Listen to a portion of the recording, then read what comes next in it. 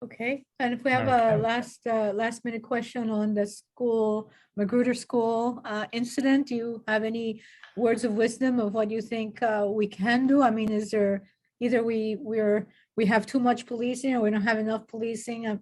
What's the solution here? What do you think? I don't know Thank that you you. have an answer, but what Yeah, do you think that's could be a done? tragedy. First of all, I'll just share a little information. There was the school has a police officer assigned to the school. It's called the community engagement officer. And that high school's officer was at another school at the time. Okay. And so that is a deputy sheriff. Magruder has a police officer assigned to the school. But assigned, all of those school police officers were assigned to several schools, like a high school and then some middle schools, or anywhere they got called, they were the expert officer. So at the moment of that horrible incident, that officer was in a different school, which is sort of normal because they have multiple assignments. The kids, as I'm sure you've heard, it's very distressing. They knew that one of their fellow students had been shot, and they did not call the police. They posted on Twitter.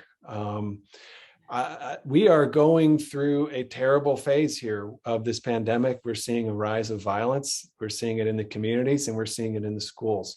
And, on the long term, like, we've got to ban these guns that kids can make. These kids bought the parts for these guns and they made them themselves. And this is not the first one of these incidents. There was an incident at Northwood High School, you might recall, maybe Right. 2 months ago. A Mhm. kid brought a gun in a backpack, and they got it, and then nothing happened. But that was also one of those do-it-yourself guns, call them ghost guns. So we've got to ban those, or else this is going to keep happening forever.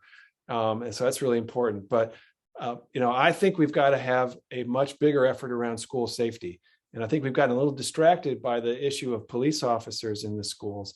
What we need is a school-based campaign to help kids and parents and all the employees work together to create a safer environment.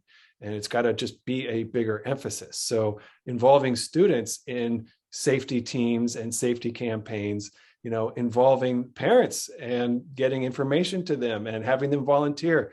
On Friday, I'm going to go volunteer in my son's school. I'm going to go and just be there.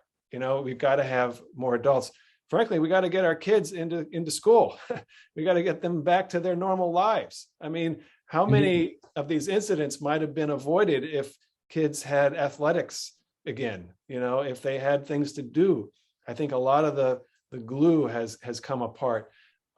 Jennifer, I'm going to leave that comment for you. I'm not allowed to say that, but in any event, I think we've got to hire more professionals in the schools, better trained security staff that know how to get to the kids who need those personal relationships. And I think ultimately it's about having trusted adults,